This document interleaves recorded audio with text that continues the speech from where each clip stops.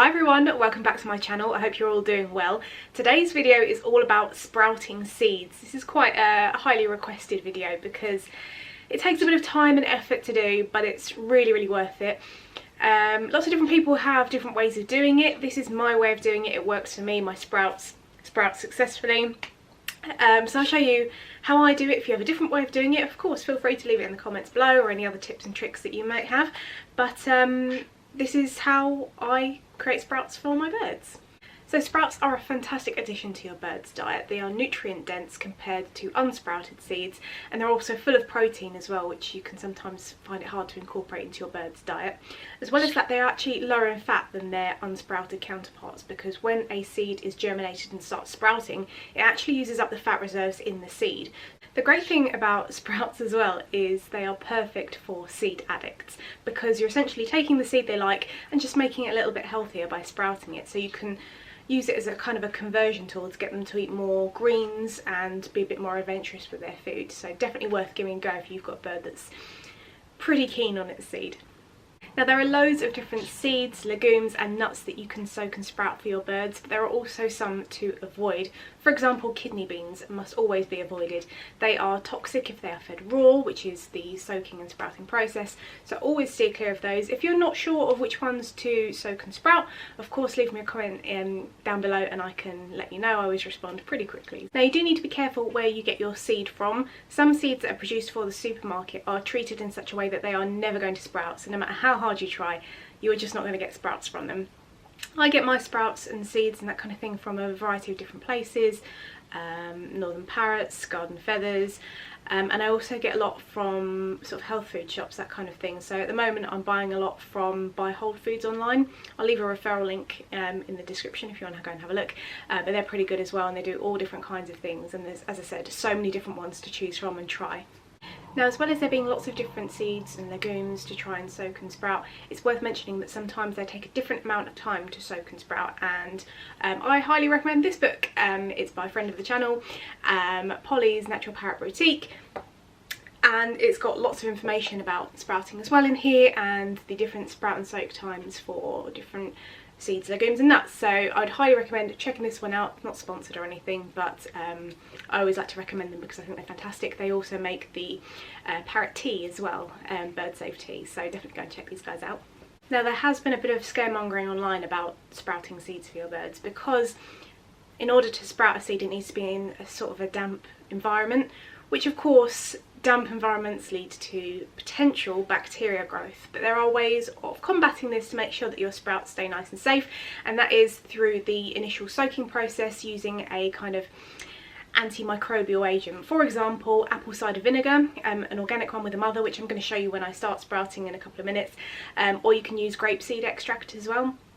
Kind of varies on the different amounts. I don't really measure it out as such, but you don't want too much because it's going to stop the sprouting altogether, and you don't want too little because then it's pointless doing it. I would say for the jar I use, I think I talk about it in a second, about a tablespoon for apple cider vinegar, and for the same kind of jar size I would use a couple of drops of the grapeseed extract.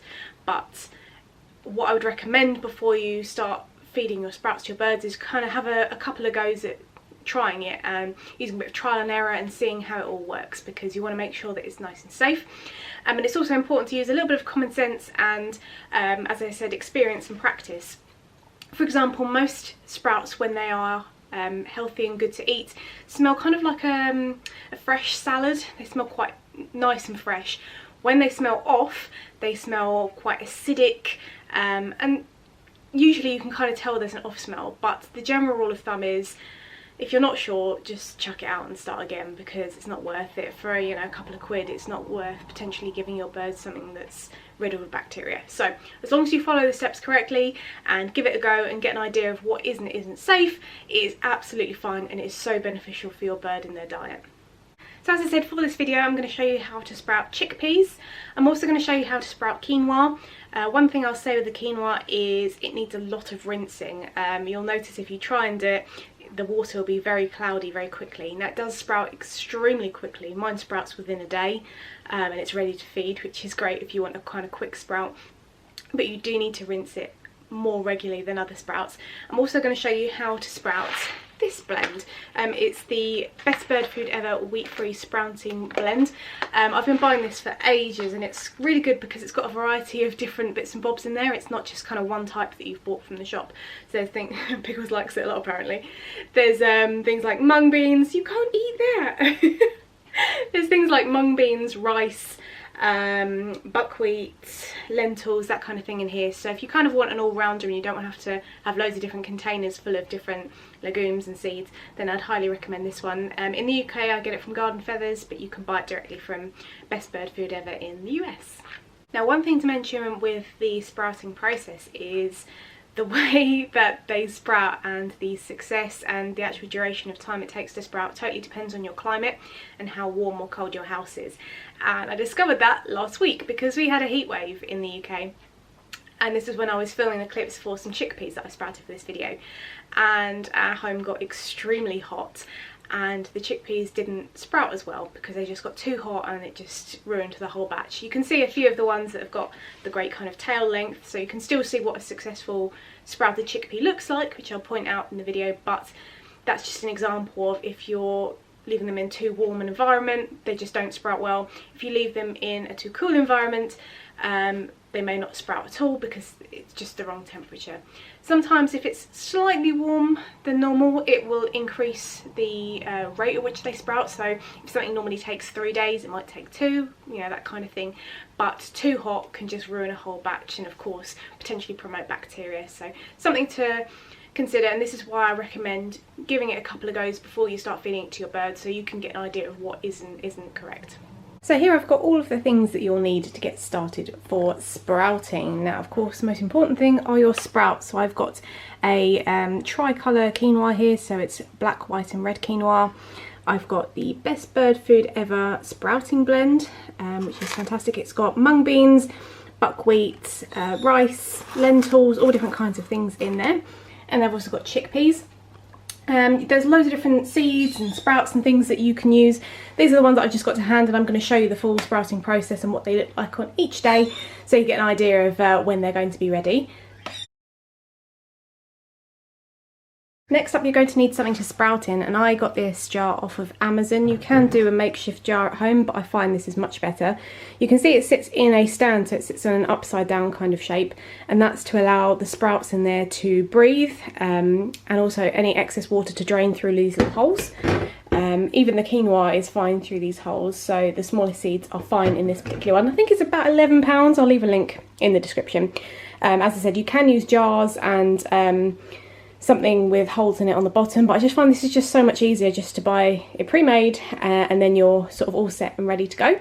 And then, as I mentioned already, I've also got my apple cider vinegar, which is the Bragg's one with the mother. You can use grapeseed extract, but I find that a little bit harder to get in the UK, so this is the one that I use with the mother because that's really important that it is unpasteurised, so it definitely works for your sprouts. So as I said, I'm going to start off with the Best Bird Food Ever. So I'm just going to get a spoonful in here and just judge it by the size of your jar. So probably go roughly about 4 or 5 spoonfuls, because the sprouts are actually going to expand once you start soaking them. So you want to make sure that there's enough room for when they start growing after they've soaked, that it's not going to take up the whole jar. Also with the sprouts, a lot of them, any kind of seed or legume or grain or whatever it is you're soaking, it can often be quite dusty. So before I actually start soaking them, I'm going to give them a good rinse. So I'm just going to give these a good rinse now. You leave your jar at a 45-degree angle or so.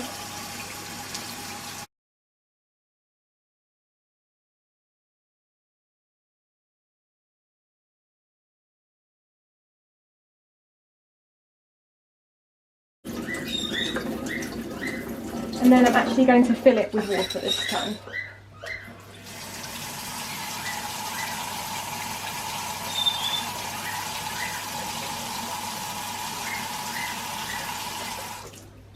Up to roughly where the pattern is on the jar.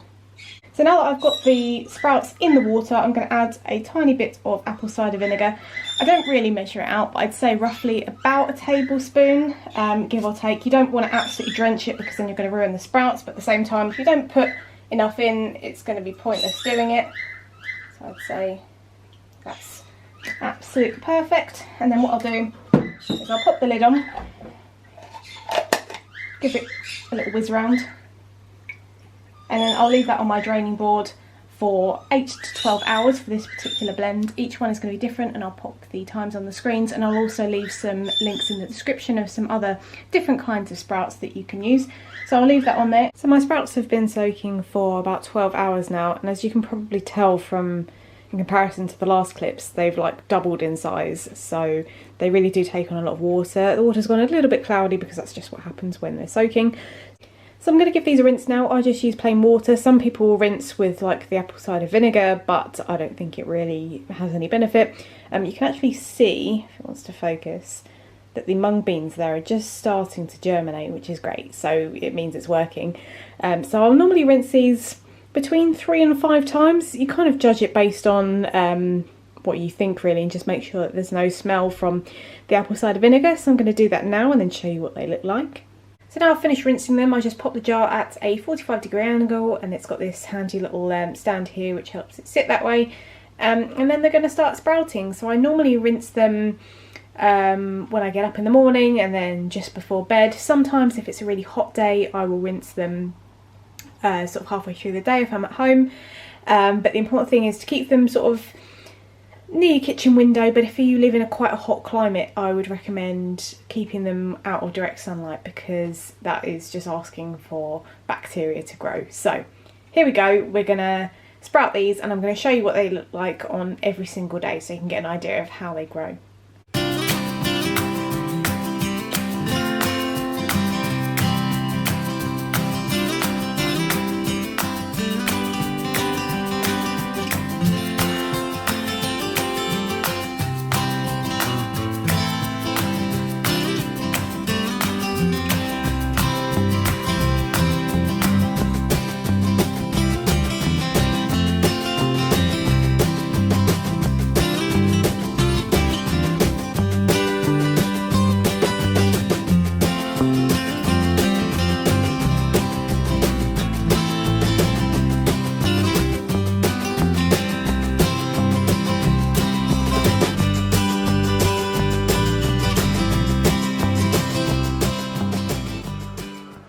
So there we go, that's how to sprout seeds and legumes. As I said, if you have any questions, please leave them in the comments below and I'll get back to you as soon as I can. It's so fantastic to incorporate sprouts into your bird's diet as part of a balanced diet with vegetables, a small amount of fruit, and even some dried seeds that are fine as well. But these really are very nutrient dense, so worth giving it a go. So thank you so much for watching. I hope you're having a fantastic week, and take care and see you later.